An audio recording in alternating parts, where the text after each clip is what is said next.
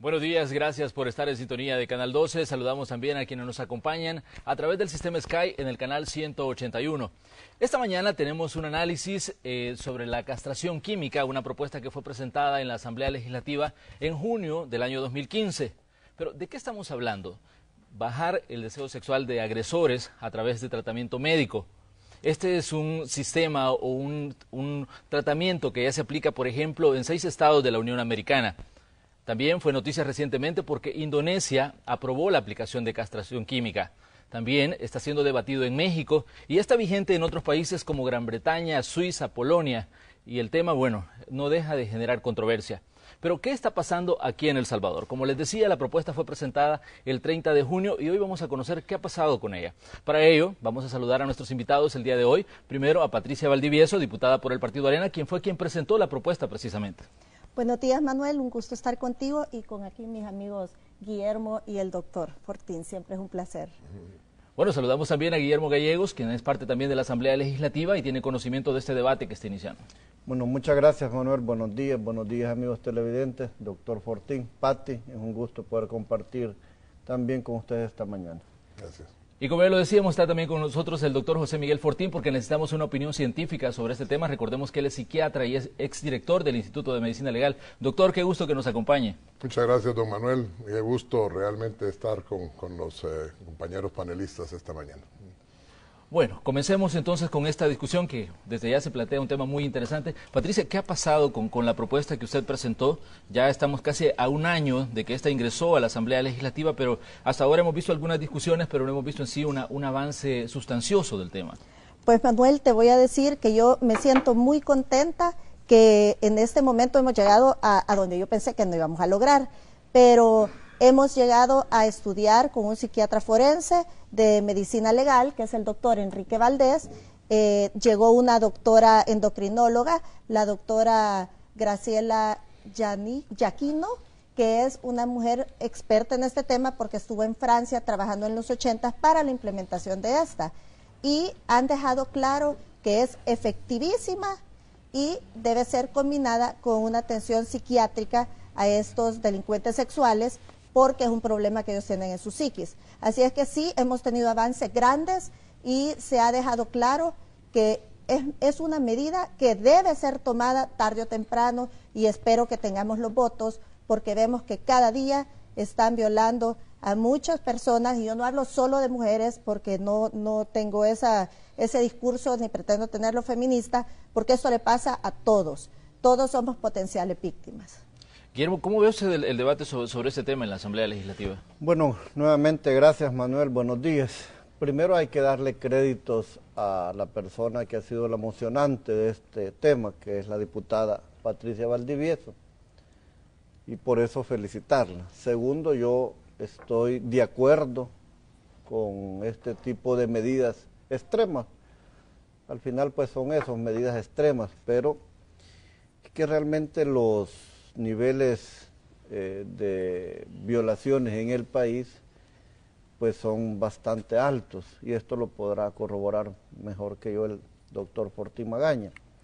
Y sobre todo a mí me pesa más una violación independientemente se trate de hombre o mujer, es un delito que deja una cicatriz en la vida de la persona, por decirlo de esta manera. Pero me pesa más, a mí se me estremece el corazón cuando es con un menor de edad. Esto creo que es uno de los delitos más aberrantes, abominables, repudiables y condenables. Recientemente hemos dado nosotros la no prescripción por aquellos que cometan delitos de violaciones o abusos en menores de edad. Estos delitos no van a prescribir.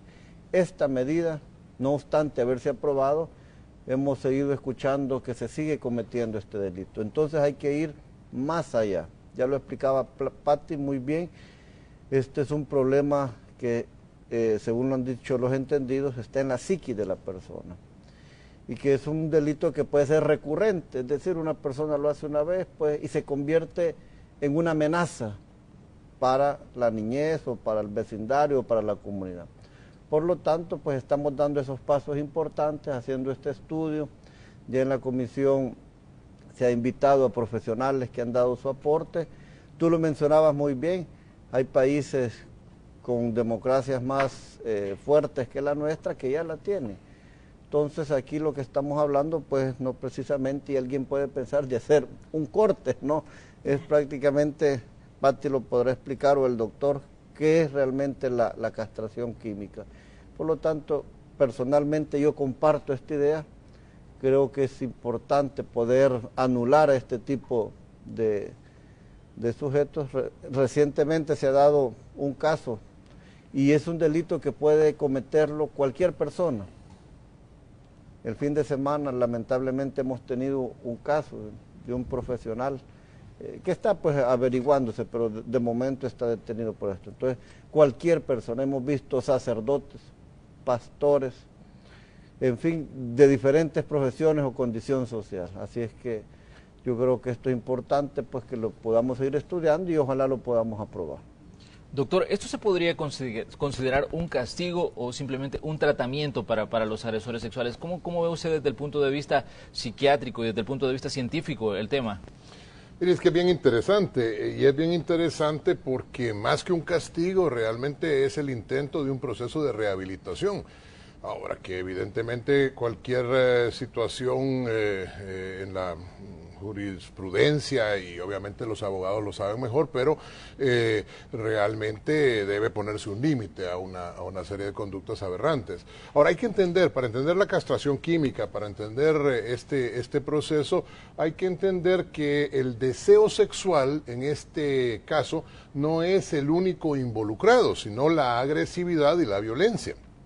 Pero dentro de la agresividad y dentro de la violencia está también involucrada hormonalmente la testosterona. Es decir, que cuando usted está hablando de un bloqueo químico de la testosterona, que es básicamente lo que es la castración química, ¿verdad? Es decir, la castración química pues no es cortarle los testículos a Juan Pérez, ¿verdad? Sino que producir un cambio químico en donde a través de Depo-Provera o cualquier otro medicamento se disminuya la cantidad de testosterona, que son las hormonas masculinas que tiene la persona y que es reversible, de manera que no se trata de que va a hacer a una persona pues que no vuelva a tener ninguna actividad sexual.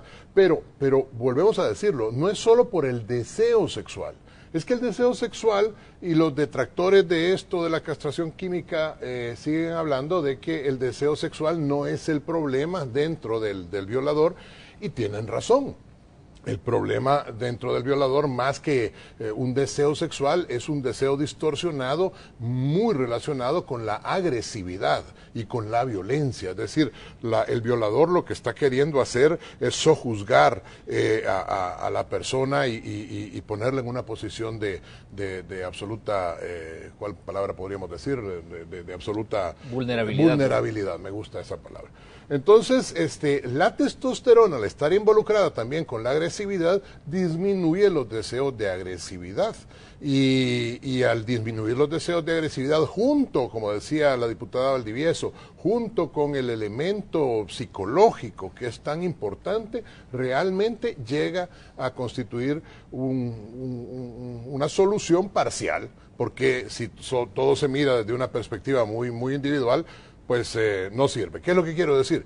Pues que si los señores diputados aprueban esta ley, pero la ley no se aplica y no hay realmente una cantidad de personas que lleguen a ser tratadas bajo este esquema, pues el simple hecho de que exista una ley no va a hacer que los delincuentes dejen de delinquir, ¿verdad? O sea, por eso es que la aplicabilidad de la ley y que las leyes se cumplan es una de las cosas más importantes dentro de todo este proceso. Desde que se presentó la propuesta en junio del año pasado, obviamente los salvadoreños han conocido de la misma y tienen una opinión. A continuación le presentamos algunas de las opiniones vertidas en la calle sobre este tema de la castración química. Mire, por una parte siento que estaría bien, porque de otra forma nunca se va a quitar todo lo que está sucediendo contra menores de edad, ¿va? Prefiero yo de que sería bueno darles un buen castigo a esas personas, tal vez funciona, ¿va? Para mí está muy bien, debido pues de que las sanciones a veces que se ponen o las las instituyen a medias o las dejan sin validez, no les dan seguimiento a los casos. Como seres humanos yo pienso de que no, pero ya si lo vemos del punto de vista de que si están nuestros familiares, pues que es una persona violada, pues yo pienso que sería probablemente lo justo, a que también paguen por lo que hacen. Considero pues que es una opción viable, por decirlo así, para que siempre y cuando pues esto sea comprobable, pues. Para mí sería muy buena opción. ¿Por qué? Porque evitaría que dañaran, seguir dañando a más niños y niñas en el país. Bueno, como ustedes pueden ver, la gente en la calle rapidito se pone de acuerdo, ¿no? Pero ¿qué pasa en la Asamblea Legislativa, Patricia? Yo creo que todo cambio radical, como decimos, puede traer crisis y un poco de miedo, porque estamos acostumbrados a que a estas personas, a estos delincuentes, pues no se les hace más que a un delincuente normal. Y es un tema totalmente diferente. Yo traigo esta mañana la noticia de un pastor, y no es el hecho que sea pastor, porque esto lo hace cualquier persona que se dedica a diferentes cosas, profesión, pero este hombre mató primero a su hija, después lo dejó la esposa, se casó con otra, violó a las 2 hijas de esta señora, a una le dejó embarazada, una niña de 13 años, y después violó al hijo de la hijastra, por decirlo así, y creo que este hombre, y encima de todo lo golpeó, y después violó al hijo que tuvo con la hijastra. Entonces, este tipo de personas definitivamente necesita un tratamiento duro y que sea efectivo, y si no tomamos medidas serias y fuertes contra estos males tan grandes para la sociedad, seguiremos con una sociedad enferma. Y lo que queremos para nuestros hijos es una sociedad más sana y que algún día podamos decir que estamos dejándolos en un mejor país. Pero, ¿qué piensan ustedes, Guillermo, sobre, por ejemplo, los acuerdos que se tienen que llegar en la Asamblea Legislativa? Porque obviamente todos estamos considerando, por ejemplo, esto como una medida que puede frenar a agresores sexuales, pero obviamente también hay que hacer reformas a algunas leyes, también hay que lograr el punto de convergencia entre los diferentes partidos, porque yo escuché opiniones, por ejemplo, cuando la propuesta se lanzó, que se podría considerar incluso una violación a los derechos humanos de los agresores sexuales. Bueno, partiendo por esto último que tú mencionas, yo siempre creo que hay que velar, en primer lugar, por los derechos de las víctimas. No obstante tener derechos también los agresores, pero las víctimas primero. Este tema no deja de causar un poco de controversia, opiniones diferentes en todos los círculos sociales y sectores. La Asamblea no es la excepción, y te quiero comentar que yo he escuchado diputados de alguna manera el no estar de acuerdo con este planteamiento, pero la Asamblea se caracteriza por eso, y la manera de cómo se está planteando y el esfuerzo que está haciendo la diputada Valdivieso abanderando este tema, logrando adhesiones, en este caso como la mía, creo que es poco a poco ir construyendo. Más diputados se suman cada día, las opiniones de las personas son muy importantes, sobre todo escucharlas y poder tener en cuenta la opinión profesional del doctor, que dicen que no es simplemente un deseo sexual que lo puede tener cualquier ser humano, sino que en la mente está el deseo de agredir, causar violencia. Entonces creo que la desinformación que hemos tenido puede ser también un argumento para no tener una decisión. Pero se está construyendo, yo no descarto que esto pueda seguir ganando votos.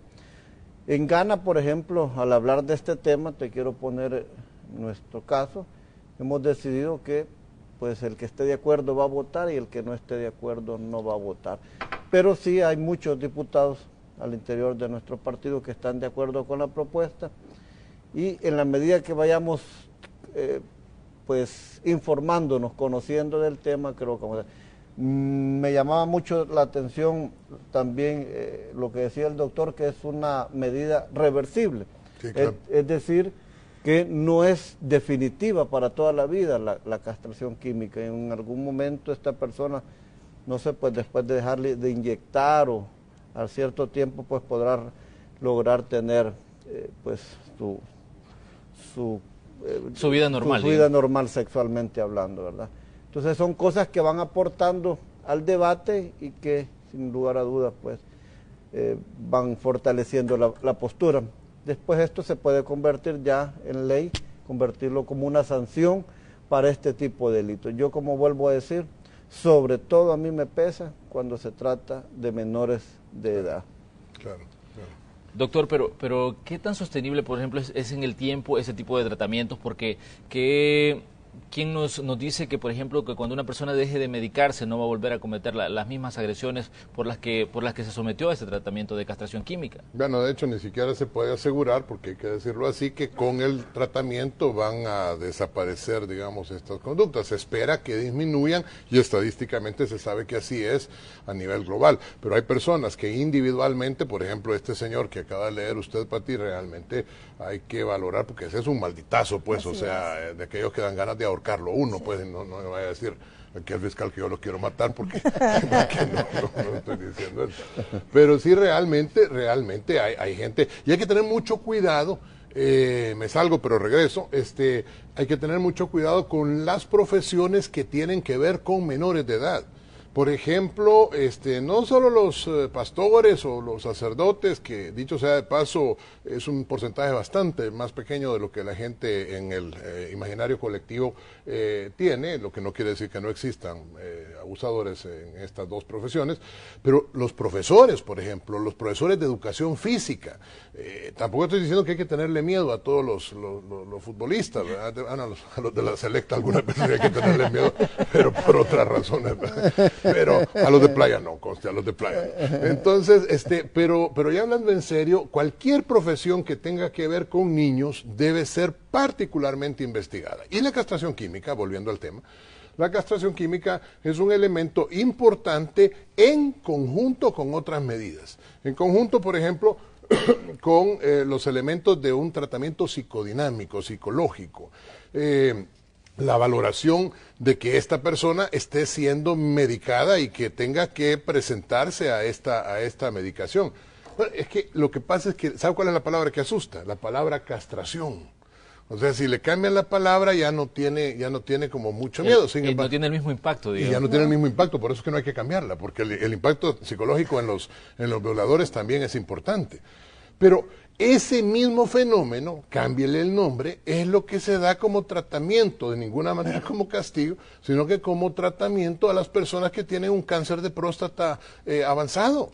Es decir, efectivamente lo que se hace es poner medicamentos muy caros, porque el cáncer de próstata frecuentemente está relacionado con el aumento de la testosterona.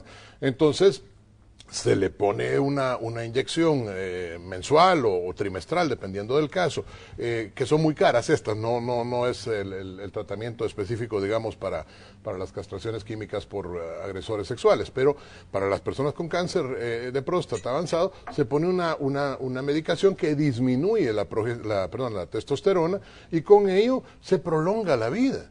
Y es como interesante que muchos ancianos, sobre todo, que para nada fueron violadores ni agresores, pero muchos ancianos que tienen este tratamiento se vuelven todavía mucho más dulces en su conducta. Claro, no son personas enfermas, son personas, bueno, enfermas de cáncer sí, ¿verdad? Pero no enfermas psicológicamente, pero se vuelven mucho más dulces, es decir, la molestia y esto. ¿Por qué la testosterona? Insisto en ello.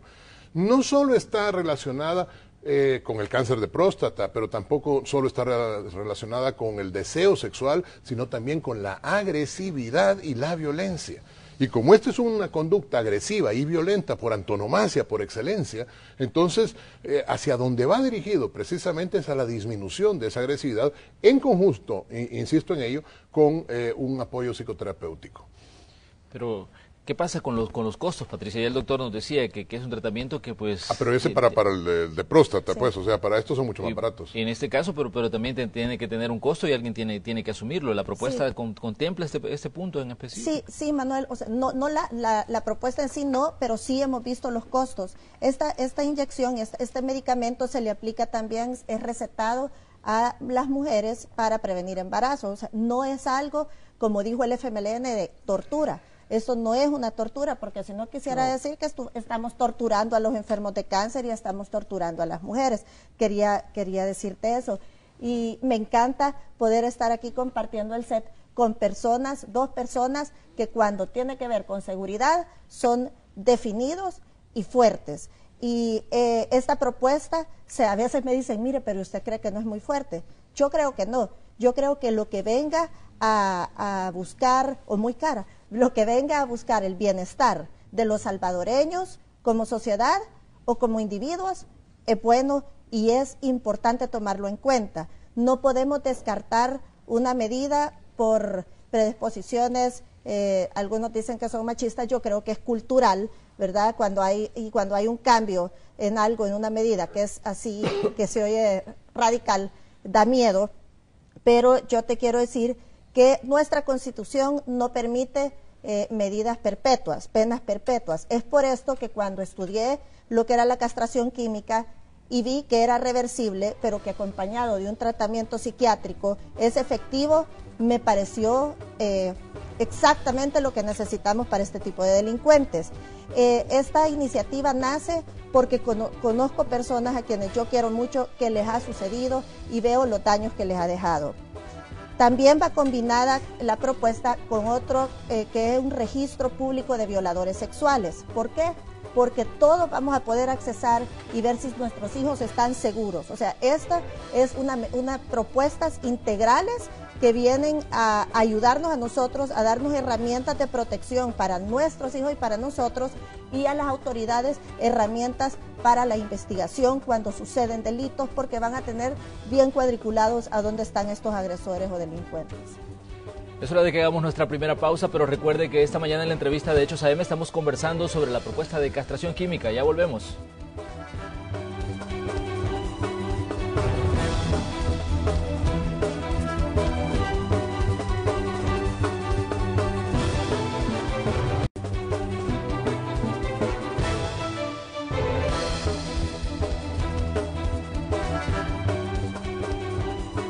Gracias por continuar en sintonía de Canal 12. Esta mañana estamos hablando aquí en la entrevista de Hechos AM sobre la propuesta de castración química que ingresó a la Asamblea Legislativa el 30 de junio del año 2015 y que, bueno, hasta ahora está en un proceso de discusión. Tenemos hoy, a diputados y también a alguien conocedor del área científica para que nos hable sobre este tratamiento que se aplica a los agresores sexuales. Y precisamente, doctor, usted que trabajó en medicina legal, tal vez nos hable o nos hace un panorama de qué tan grave, por ejemplo, es el delito de violación en El Salvador, porque muchos de estos casos quedan en la impunidad porque no son denunciados. Claro. Otros salen a la luz pública, causan conmoción durante un tiempo, pero luego se desvanece el enojo, la molestia que generan en la población.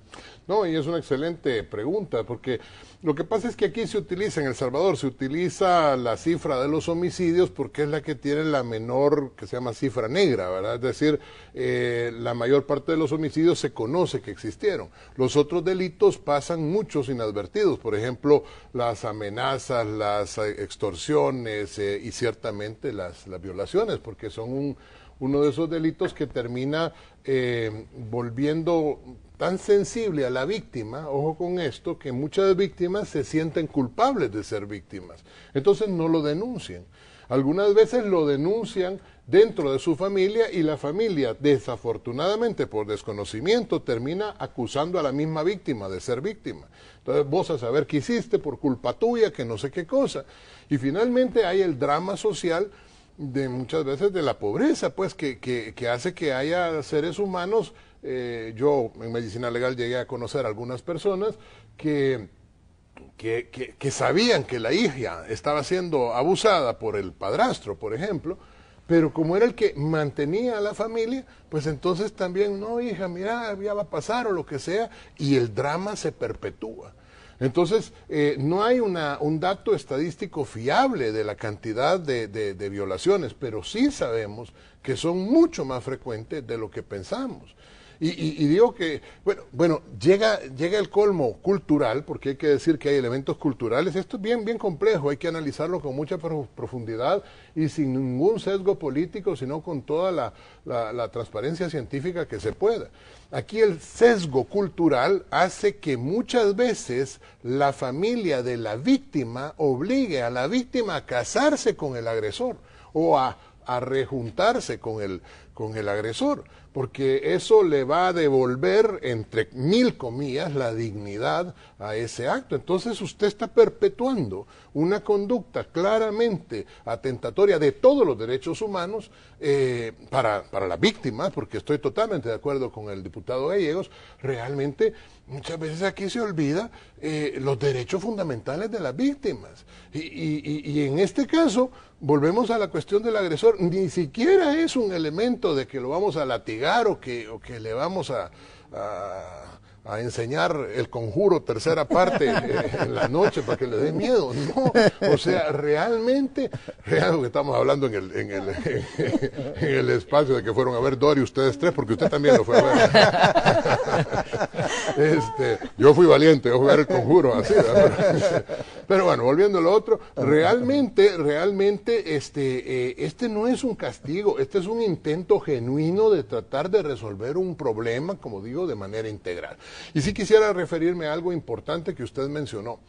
No son los mismos medicamentos los que se usan para el control del cáncer, que también disminuyen la testosterona y que sí son muy caros, a los medicamentos como la Depo-Provera, por ejemplo, que se usa para el control de la natalidad en otros casos, que nada tienen que ver con algo, ni lo otro tampoco, con algo macabro ni horroroso, sino que tienen distintas funciones y que son mucho más baratos. Fíjense que en Portugal, que es un país europeo, pero no muy rico, más bien un país europeo relativamente pobre, el Instituto de Medicina Legal de Portugal es, en cambio, muy rico. ¿Y sabe cómo es muy rico? Pues resulta que todas las cosas que se hacen en medicina legal son pagadas. ¿Y sabe quién las paga? Los agresores. Por ejemplo, un padre irresponsable que no quiere reconocer a sus hijos, se le hace el ADN y al final resulta que es el papá, es el que paga todos los costos de esto. Es decir, un agresor sexual es el que paga también los costos del tratamiento, porque el Estado tiene que estarle pagando, claro que para eso ustedes tendrían que hacer una reforma que hasta sería constitucional, qué sé yo, pero lo que quiero decir es que hay formas en donde el Estado al final no termina gastando, sino los mismos agresores que son los responsables. Pues esa es una de las preguntas que surge. ¿Está preparado nuestro sistema legal para implementar una medida como esta, Guillermo? Bueno, antes, Manuel, sobre eso yo no quiero perder una idea, unir dos cosas que han mencionado los amigos, el doctor y Patti. Patti propuso crear ese registro de violadores y el doctor mencionaba una alerta, sobre todo aquellas profesiones o personas que trabajan con menores de edad. Desgraciadamente este registro, digo desgraciadamente, se puede ir construyendo a partir de que se cometa un delito de estos. Pero es importante ir registrándolo, yo coincido con Patti. Es un derecho de todos los salvadoreños conocer e ir conociendo y saber si en su comunidad existe o está viviendo una persona de estas, porque significa una amenaza para la población, no solo menores de edad, sino mujeres, hombres. Entonces, a mí me gusta la propuesta, y el doctor lo mencionaba muy bien, y es una preocupación, todos los que tenemos hijos pequeños o hijas, estamos con esa situación. Quizás una de las primeras cosas que uno enseña a los hijos es a autocuidarse, a que ponga una alerta, a que avise cualquier situación de esta. Y por eso yo creo que es importante pues poner atención a lo que muy bien decía el doctor, sobre todo, no es que todo mundo sea malo, pero dentro de todo lo bueno puede haber algo malo. Y lo del registro me parece. Tenemos que ir adecuando, ya regresando a tu tema, tenemos que ir adecuando la legislación. Esto se va a ir construyendo, yo creo que el costo que signifique económicamente por esto, vale la pena que hagamos el esfuerzo. Aquí estamos salvando a muchas personas y el doctor lo puede mencionar mejor que yo, y yo lo decía así muy a la ligera, pero esto es una marca de por vida que muy difícilmente podrá borrarse, más con los niveles culturales que nosotros tenemos sobre este tema, que volvemos a la víctima, más víctima cuando la acusamos por tu culpa, que salís así, que andabas a tal hora. Entonces son casos que pasan. Entonces son unas marcas de por vida que a la persona la dejan definitivamente mal. Yo por eso admiro mucho. Es un delito que quien lo sufre muy pocas veces o no muy frecuentemente lo quiere denunciar, por el estigma también, por el señalamiento. Por eso yo admiro mucho a aquella mujer valiente que al final decide denunciar esto. Los niños no lo hacen por el temor, es frecuentemente, y hoy más que nunca ver cómo menores que fueron abusados después de 15, 20, 25 años, por eso fue la no prescripción, vienen a denunciarlo. Hay que tener una fortaleza mental y una fortaleza quizás espiritual para poder denunciar. Entonces, yo sí creo que es importante pues que vayamos pues reformando y vayamos estructurando legalmente todo este tipo de normativas. Costos a mí no me preocuparía. Somos un país con necesidades, pero sobre todo en estos temas creo que debemos de hacer un esfuerzo extraordinario. Obviamente, Patricia, hablar de temas sexuales en El Salvador pues implica derribar un montón de muros que nos imponemos nosotros mismos. ¿Por qué? Porque no estamos acostumbrados. Cuando decía el doctor que hay aspectos culturales, yo creo que también ese es un aspecto en el que hay que trabajar, porque incluso si los adultos, por ejemplo, no se atreven a veces a denunciar otros delitos que no tienen nada que ver con situaciones sexuales, imagínate cuando tiene que ver con situaciones de este tipo. Claro que sí.